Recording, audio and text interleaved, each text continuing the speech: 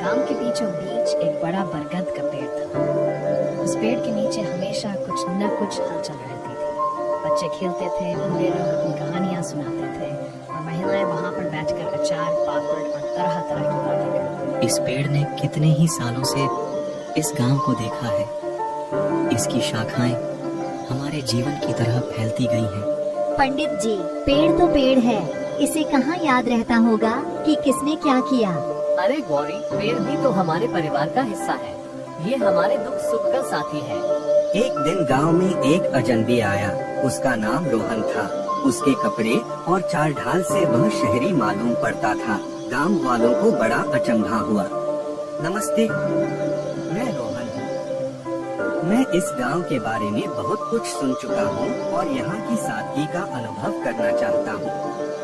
अरे भाई, तुम शहर के हो, यहाँ कैसे आना हुआ? मैं शहर की भागदौड़ से थक चुका हूँ। यहाँ की शांति और सुकून की तलाश में आया हूँ। रोहन धीरे धीरे गांव की सादगी में रमने लगा। उसने गांव वालों के साथ मिलकर काम करना शुरू कर दिया।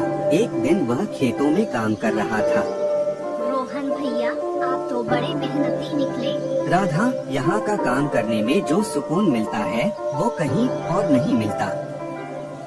रोहन और गौरी के बीच एक अनकहा रिश्ता बनने लगा। दोनों एक दूसरे की ओर खींचने लगे थे। एक दिन बरगद के पेड़ के नीचे दोनों बैठे थे। रोहन, तुम्हें यहाँ की जिंदगी कैसी लग रही है? गौरी, यहाँ की जिंदगी में जो सुकून है वो शहर में नहीं। मैं अब यहीं बसना चाहता हूँ। ये तो बहुत अच्छी बात है। हमारे गांव को भी एक नया साथी मिल जाएगा। रोहन ने गांव वालों की मदद से गांव के विकास की योजना बनाई। उसने अपने शहर के संपर्कों का उपयोग करते हुए गांव में नई तकनीकों का परिचय कराया। रोहन, तुम्हारी वजह से हमारा गांव अब और भी समृद्ध हो रहा है। यह सब आपकी मदद के बिना संभव नहीं था।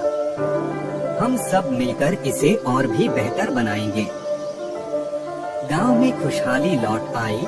रोहन और गौरी की शादी भी हो गई। पूरा गांव उनकी खुशी में शामिल था। बरगद का पेड़ अब और भी घना और हरा भरा हो गया था, मानो वह भी इस खुशहाली में शामिल हो। देखो, इस पेड़ ने फिर एक नई कहानी देखी। रोहन और गौरी की प्रेम कहानी हमेशा इस गांव में जीवित रहेगी। हाँ पंडित जी, और हम सब मिलकर इस गांव को और भी खुशहाल बनाएंगे।